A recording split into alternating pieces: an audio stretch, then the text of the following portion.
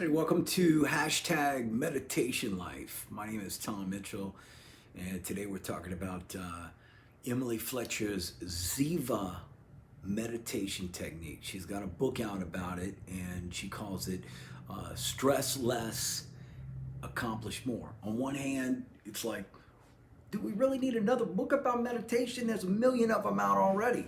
On the other hand, Emily packages it in a nice way and she's targeting high achievers.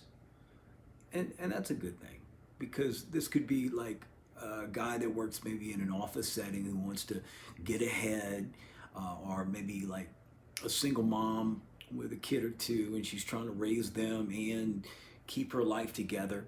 So, there definitely is an audience. And I know that even though meditation has done like tremendous amount of good for me, it's hard to convey that to somebody new that's just starting to practice. Because a lot of times a new meditator will say, I've tried it, I just can't do it, it's not for me. And I think that the problem is that nobody presented meditation in a way that made it accessible to them, because a lot of people erroneously think, and I was one of them at the beginning, hey, I don't think I'm any good at this, I can't stop the thoughts, they keep coming. And we later learn that the thoughts will always keep coming. Emily Fletcher's book explains that, and she does so in an analogy about the heart, which you've probably heard before, but the way she does it is really well done.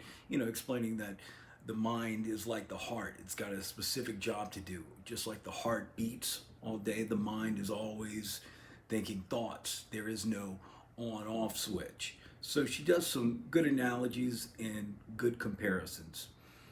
The first half of the book is basically almost selling meditation. And I think that's a good thing, because in order for somebody to want to dedicate their time and focus and energy into a meditation practice, they got to know what it's good for.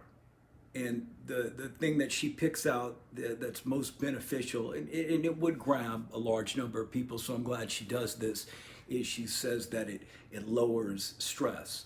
Now, somebody that's been doing meditation for a long time knows that, yeah, your stress levels can come down, and they often do, but it's so much more. But to get somebody new into meditation, I think that's a great starting point of motivation. Hey, you want to get your stress lower? You want to be more productive?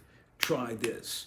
So the first half of the book, she's basically, talking about what goes on in the brain, and how stress works in the body. And then in chapter 8, in case you want to just go straight to chapter 8, she gives you the layout of the Z technique. It's basically pretty simple. I'll try to summarize it for you. She has you sit down in a comfortable position and go through all the five senses, sight, sound, smell, hearing, taste. And then she has you do a mantra. And she says that her online meditation class, she gives you a specific mantra, but with the book, she just keeps it simple, and she suggests the meditation mantra of one. And I actually like that. Just one, over and over again, one. And then at the end of the meditation, this is really nice the way she locks it up.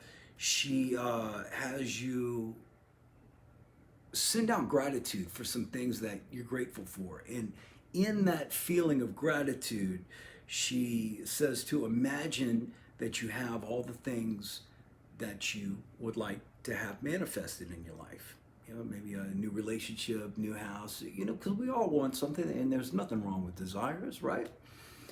And then she says, if you're coming from a place of gratitude, when you try to manifest these things after the meditation, when your mind is clear, you'll have better results. And I tend to agree with that.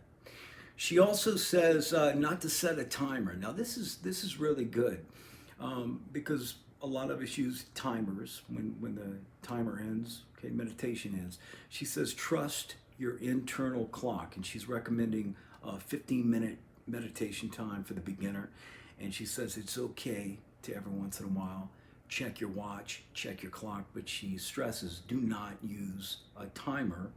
And I like that because I do find myself kind of in a waiting mode when I am using a timer. Like, okay, the bell's gonna go off probably pretty soon now. I got, so it takes you out of that waiting mode and into more of a trusting of your internal intuition.